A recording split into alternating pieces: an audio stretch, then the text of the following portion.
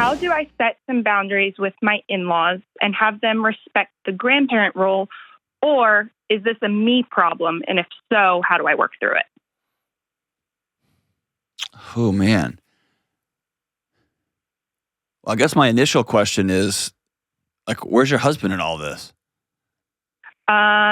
He is on my side. He's a coward. I'll say it for you. He's a complete and total coward. I think he tends to feel be a complete and total coward. I don't feel this way either. I don't think that any of their behavior is malicious.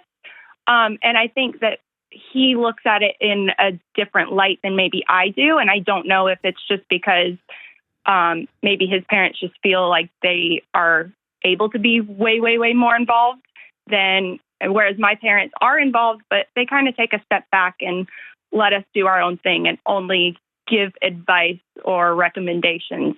So if you could wave a magic wand, what behaviors would you want your in-laws to stop doing? Undermining my parental decisions. Give me an example. For instance, around Christmas time, we were trying to lay our 1-year-old down for a nap. He was very overstimulated with, just the holidays, the people, the gifts, everything. And just trying to give him a little bit of quiet time away because it was, it was about nap time. It was time. You don't have to justify it. 1-year-olds need naps. It's perfect. For sure. And, went to go get him quiet, walked out of the room to go make him a bottle, turned around to go back in, and one of my in-laws, went in and picked him up and said, I didn't want to hear him crying. It's Christmas and, I'll take care of him, and brought him right back out and just kind of, undermined us in front of the entire family of, no, we're going to take control and we're going to handle this. So had you slipped out of the room quietly, like you kind of nodded at your husband, like, I'm going to go put him down? Or did you make an announcement to everybody? Nap time. I did make an announcement. I said, okay, I think it's time for someone to have a little bit of quiet time. Okay. Yeah. I mean, there've been countless other situations, and trying to take control of, when it's time for school, and it's time for him to go to school. He's 2 now, so we've got a couple of years. But requesting that they are the ones to homeschool him, where in my head, no, he needs to go to school and he needs to be around, other kids. And if I do decide to homeschool him, that will be me doing that. But why wouldn't you and or your husband, especially your husband, say, no, y'all are not homeschooling the kid. Thank you for the offer, but now we're going to send him to regular school. And just let that be a period at the end of that sentence. I, in a way, did, but I probably didn't do it as effectively. I probably left the door a little bit like, we'll see. I think but again, when my parents are making statements about what they are quote unquote gonna do or not do, it's my job as their kid, I believe. And I've got some colleagues that disagree with me. That's fine. But I need to tell my mom and my dad, hey, we're not doing that with a definitive answer. And if I tell my wife, like, hey, you need to tell my mom that's because I'm a coward if I do that. Yeah. And I think, like, for instance, there have been several times that, I've shut my parents down and said, this is a boundary, do not cross it. Yeah, because you're an adult. And I have no problem doing that, but I feel different doing it to his parents. You should, because it's his parents. He needs to do it. He's got it. You're married to a coward. Why won't he stand up to his parents? And I don't want to talk about. It's a childhood dynamic, honestly. I think that's what it is. Okay, so here's the thing. You somehow have in your soul kind of a people pleaser. Like, you want to make sure everybody else is okay. For sure. And at the same time, you've got some pretty clear pictures of what you want your life to be like and what you want for your kid and what you want for you and for your marriage, etc. I want you to practice writing those things down and saying them out loud. Not like, it's time for some quiet time. It is, all right, I'm going to go put him down or her down for a nap. Everybody wave goodbye. We will see y'all again in an hour and a half. Yeah. Because then it's like, well, I'm going to do some quiet time. that kind of leaves it open to, well, I mean, I'll hold him if you're tired of holding him. But like, I'm going to go take a nap. Or, well, we're going to be home. We're doing the homeschooling for this. No, Dad, we're sending them to this elementary school. We've already decided that. Well, I don't think that's a good idea. I'm great. I appreciate that. But you don't get a vote because it's my kid. So we're going to send him over to there. Mm-hmm. And that's your husband's conversation to have. And comically, what I would say is like a nonchalant way. Like, I don't even know if it needs to rise unless your in-laws take it to the next level. No grandkid of mine's going to a school. All right, well then we're going to have a serious conversation about whose kid this actually is. Yeah, and see, so my husband is a first responder. Okay. So well, then he's not a coward. Stop me there. Then I'm talking all bad. He's not a coward. Yeah, no, but he works a lot. Typically, he works at 2 different departments. So he works 48 hours on, 24 hours off. Okay. We're blessed enough that, they live close, and they take care of watching him on the days that, I'm working and he's not home. It's been that way since, basically since he was born. I returned back to work. So they do have a lot of access to him. Okay, but also they have something else. They also have something else. This is an important distinction. In many ways, you've put them in a parental role several days a week. Mm-hmm. And if there's not caretaker boundaries, so for instance, let's pretend they were out of the picture, and your not coward husband goes to like save the city he's in, right? Like he does every day. And you go off to work. If you had hired a teenager to take care of your kid, you would have printed out on a Word document, nap schedule, food schedule, feeding schedule, no screens, playing, here's how you text me, etc. Mm-hmm. But when it comes to in-laws or aunts or uncles, it's very easy just to drop the kid off. For sure. And then they raise that kid like they would raise a kid. Mm-hmm. And then really quickly over time, it becomes our kid. Mm-hmm. And we're all raising one big happy family raising this kid.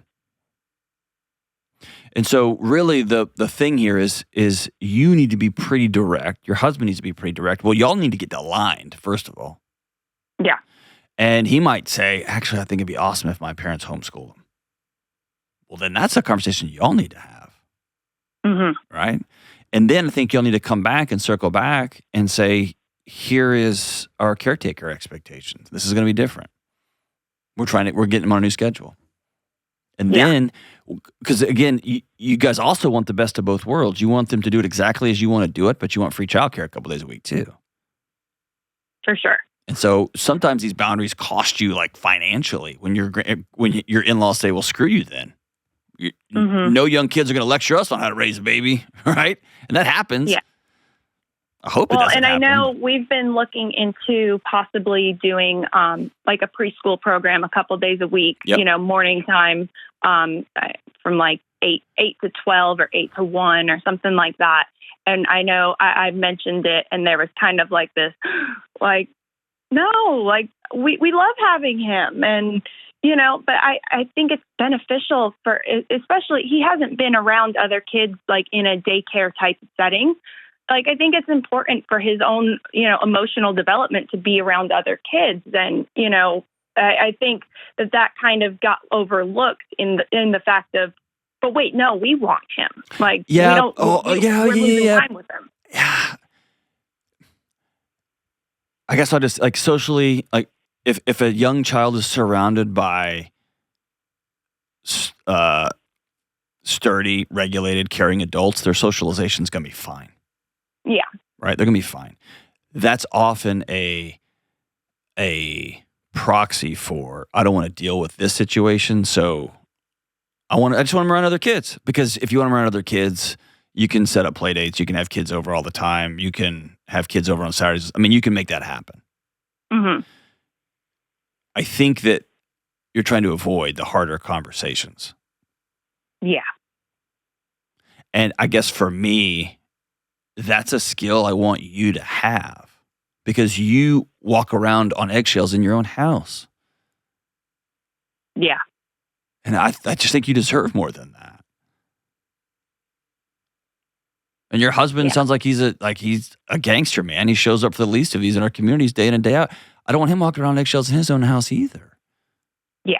And I think he feels a lot of, I think it goes back to his childhood, not really being able to properly voice how he feels. That's fair. That's fair. Him and I have worked through that, within our relationship, and we've gotten to a good place with it. But I know there's still that wall up when it comes to how to talk to his own parents.